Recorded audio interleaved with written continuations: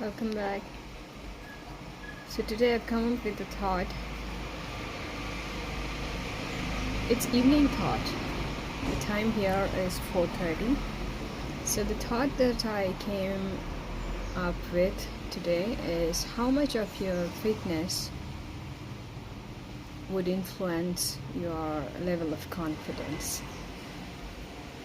I mean, nowadays about 90% of population people are fitness freaks. Everybody in one or the other way they are into fitness.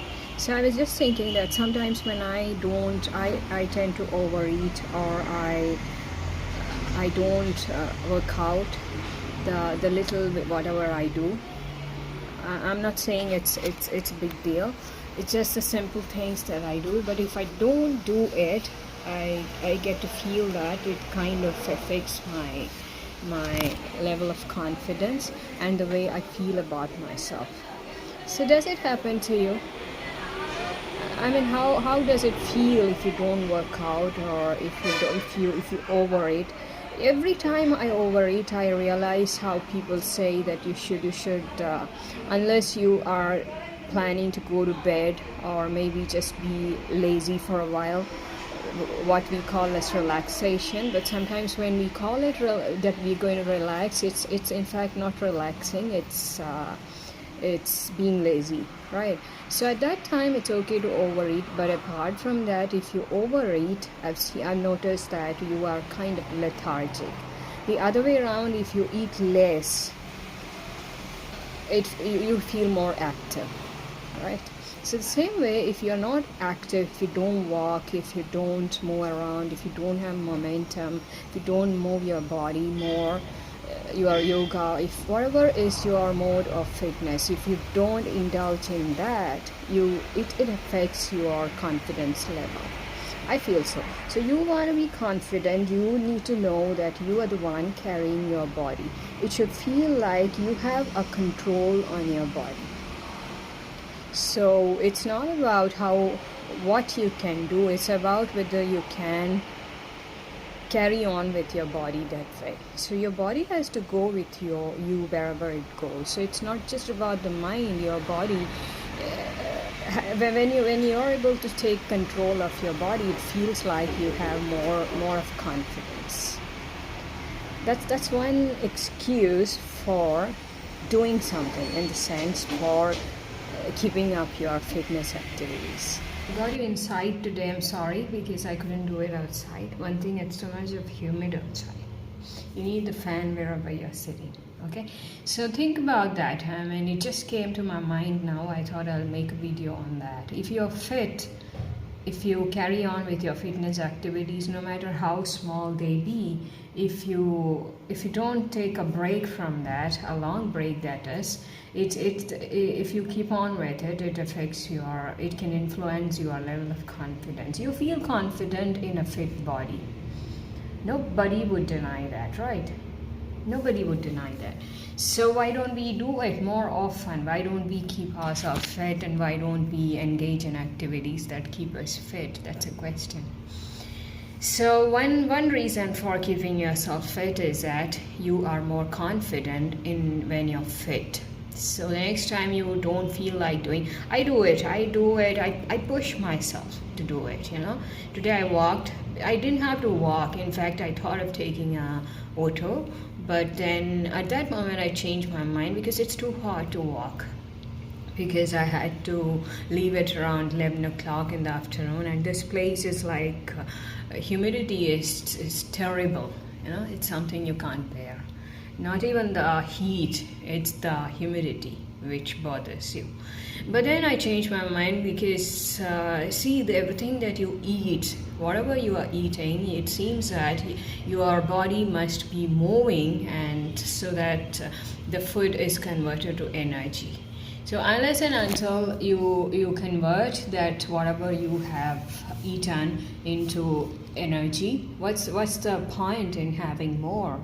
That's one thing. And second thing is that you realize it when you have had something in the morning probably, and then you've been sitting and doing the activities, because most of the activities that we do now is most of it we do sitting, right? So what is the way that the food that you have taken is converted to energy? It cannot be, because when you're doing mental activities, your body does not need that much of energy. It does need to some extent, but not to an extent of when you are moving your body, right? So that's the reason I decided I would walk. And I held an umbrella though, because it was too hot. So, but then it was okay. At least I felt I moved. And now I'll be doing my yoga stretches also after this. And so one reason that I tell myself to do all this, whatever I do, is to that, because I realize when our body moves, when we are fit, we are confident. We are confident. We know that we are in control of our body. In the sense, I am in control of my body. And when your body is in your control, it seems like your body obeys your mind. Whatever instructions your mind gives to your body, the body obeys it if it is in your control. And if it is only in your control if you are fit, mentally and physically. So obviously all the physical activities that we do also affect our mental energy. We are more mentally stable and healthy if we are fit. I'm telling you, it doesn't have to be, the activities that we do doesn't have to be the same for everyone. It could be anything, it could be just anything. Because many people like doing yoga. Yoga has its own advantages, and it's really nice. Some people are into dance and other activities, the brisk activities. Some people keep it moderate. Anything, walking or going out, whatever it is, your body should be in the go. It has to move. If it doesn't move, there's no point. You are having so much food, and it just gets accumulated, I guess. So I don't know, it feels, you feel that you are lethargic when you don't convert it to energy. I've always been a fitness freak. I don't know, I've always been like that right from a very young age, as far as I remember. Forget about the school days, because that was not me in this in the sense it was not me, that's all. But after that, once I joined my law years, I remember I've always been a fitness freak. But by the grace of God, it has improved. In the sense, at the moment, there were days when I was fat, but there were days when I was so thin that I could see all my bones here and there. I know exactly how my bones are and where it is, how it is, because I've seen those days as well.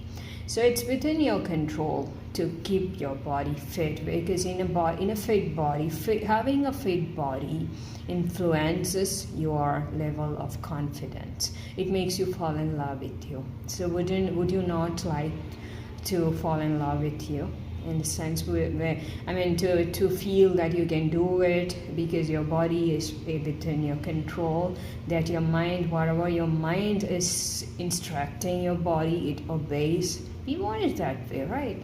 So that's one reason for keeping yourself active. So today, as I said, I had gone out, I had some work, and I returned. I got a new hair color this time. I'll give you the update on that once after having used it. It's time for me to get it colored. In fact, I've ordered another color also, which is raspberry red, and I don't know, I want to try that.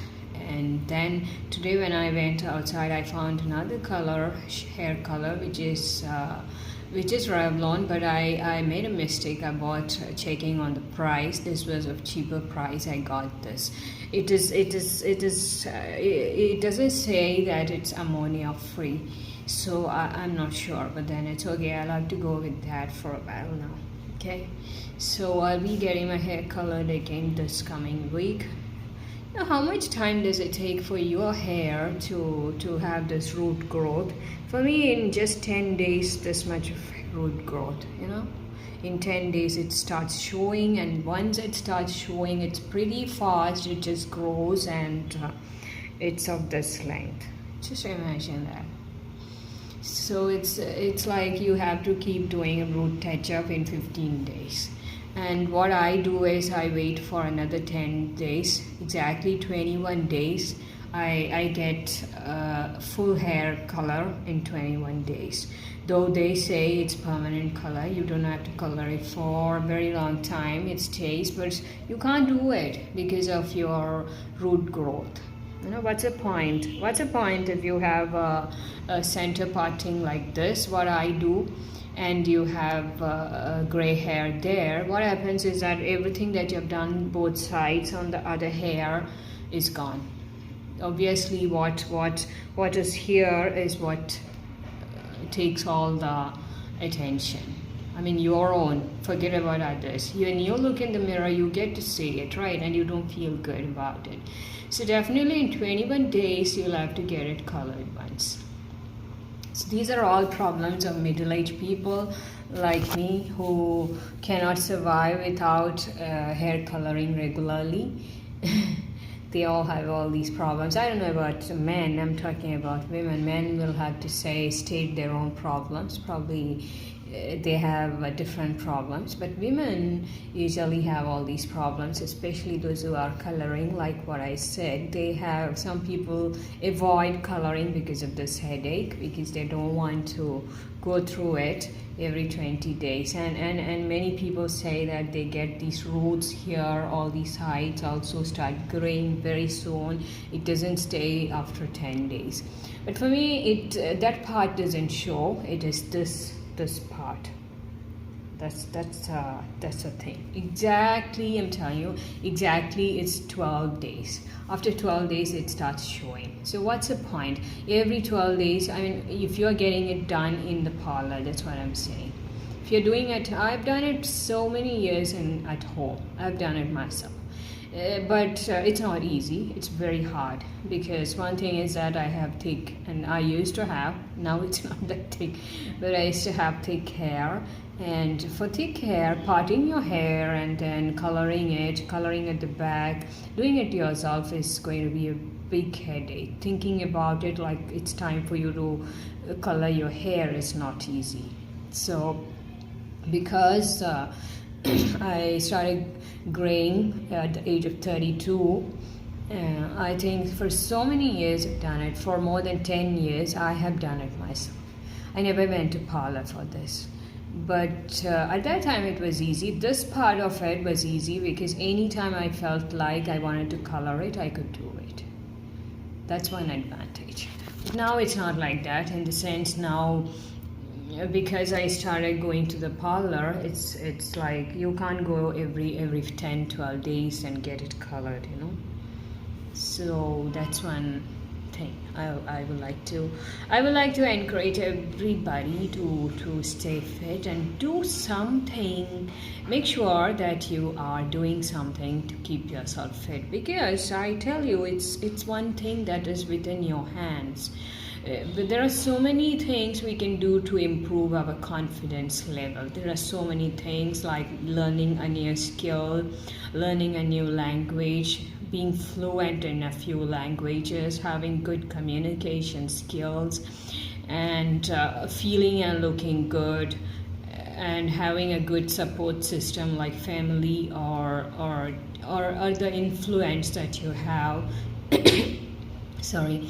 And so many things that influence your confidence level. But this is the simplest thing that is within your hands, and that is to keep yourself fit. In a fit body, you are more confident. You want to go upstairs, it's okay. Your mind has to just give instruction to the body, and the body just follows, because you can go there. because it's easy for you. Your body is in your control. Your body has to be like that. I keep telling myself all the time, do it, Jesse, do it, Jesse. You can do it. You do it, because if you don't do it, you're going to be lethargic. You're going to lose it. Your body will not obey your instructions later, and you don't want that. That is one reason I keep doing all these things, activities that I do, whatever I do, because I like to be fit. I've always loved to be fit. When my body is in my control, it's like how you learn cycling. In the beginning you feel like the cycle is just not in your control. No matter what you try, no matter how you imagine you can do it, but you cannot do it. But then there comes a time when suddenly it feels like the cycle is totally in your control. You can do just anything on that later. So you have to bring your body to that way. In the sense, not to that extent, but most of the things should be like you tell your body and your body does it. I've been telling that, when I'm in the morning when I wake up, because all the day there'll be one or the other work, and it's quite exhausting by the night, especially because it's too humid. And I go to bed in the morning when the alarm goes. I usually wake up at 6:15, 6 to 6:15, that's my timing. So when the alarm goes, I will switch off the alarm and I just jump out of the bed. That has always been my habit. In sense, because it's like the clock said it is the time and you have to start at this time.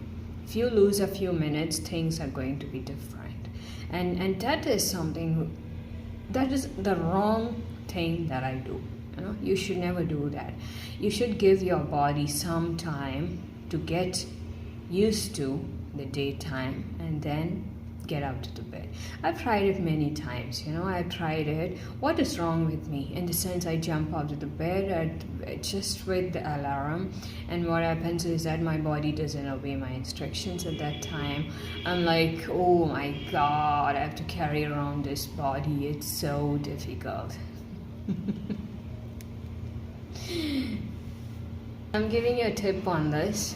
On all the middle-aged people, that is okay. Youngsters and teenagers don't have to worry about this because they have no issues getting up in the morning. Probably they are lazy, that's a different thing, but otherwise they have no such issues. But for middle-aged people and women, they have this problem, and so you to deal with it, let me just give you a tip. Just after getting up in the morning, try to give yourself a few minutes. Be in the bed or sit up in the bed and do some exercises with your toes and with your ankle and your leg. Probably give yourself some time, because just imagine it's about your blood circulation. Probably assume it like that and give it some time to get used to the fact that the day has started. And whenever I've done it, let me tell you, it has made a lot of difference.